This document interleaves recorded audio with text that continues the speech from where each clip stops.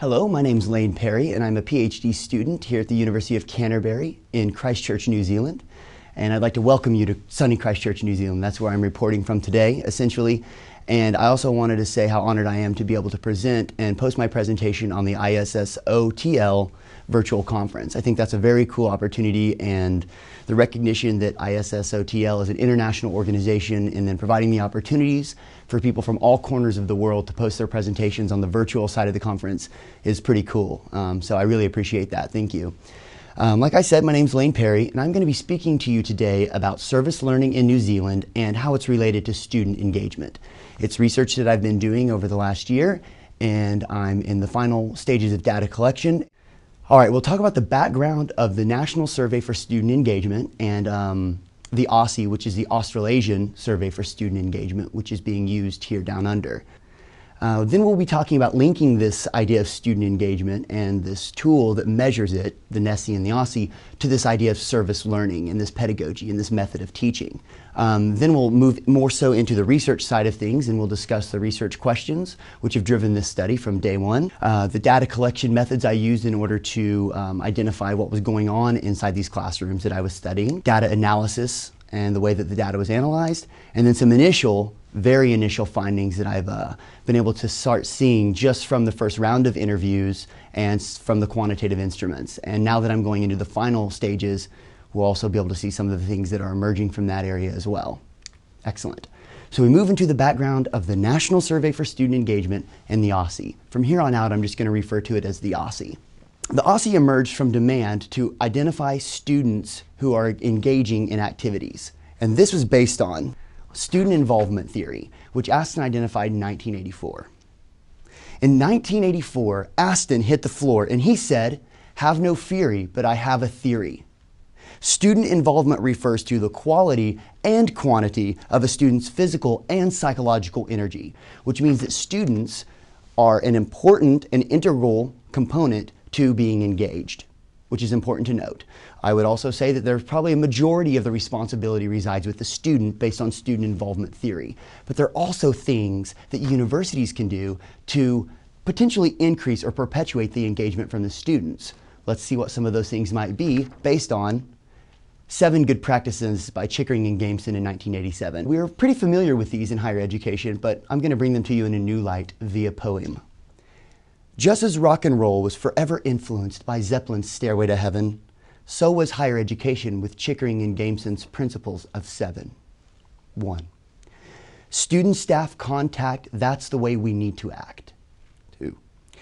Encouraging student cooperation, like good work, involves collaboration. 3. Learning is not a spectator sport. Try active learning in your next cohort. 4. Prompt feedback is what they need, and this call we shall heed. 5. Emphasize time on task, where the investment of time plus energy equals learning that lasts. 6. Expect more and you get more. Communicate high expectations, but let them open the door. And the final one, respect diverse ways of learning and talents. Theory, application, experience, please remember the balance. And so those are some of the 7 practices that Chickering and Gameson identified. Of course, these have been reiterated in the 1991 work of Pasquarello and Terenzini, and then again in the 2nd edition of their book, How College Affects Students, in 2005. And the third and final area is efforts to increase retention by Tinto. In 1988, Tinto began to relate Van Genep's rite of passage to student retention's fate. Meaning, there are things that universities can do to keep their students from leaving too soon. A student's retention and students' involvement in life of a university are one and the same, according to student departure theory. Which means, and this is really interesting, we just talked about student involvement theory as Aston identified it in 1984. And then you have Tinto, 4 years later, identifying retention and involvement being one and the same. So if you can keep a student involved, they are more likely to be retained at that university and graduate in a timely manner.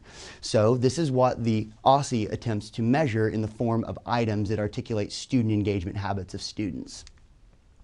Since 1999, the NESI has been administered to 1,200 universities and over 1.4 million students.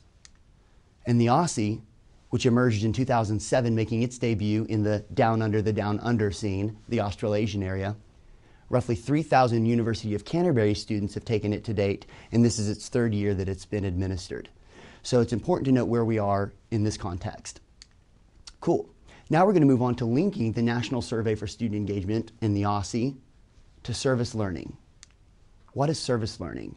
I have a poem for that as well, but before I do the poem, I'm going to disclaimer. Service learning is a method of teaching where the classroom objectives and theories and curriculum is intentionally tied to experiences, but not just any experiences. These are experiences that are by, for, and with nonprofit organizations within the local community.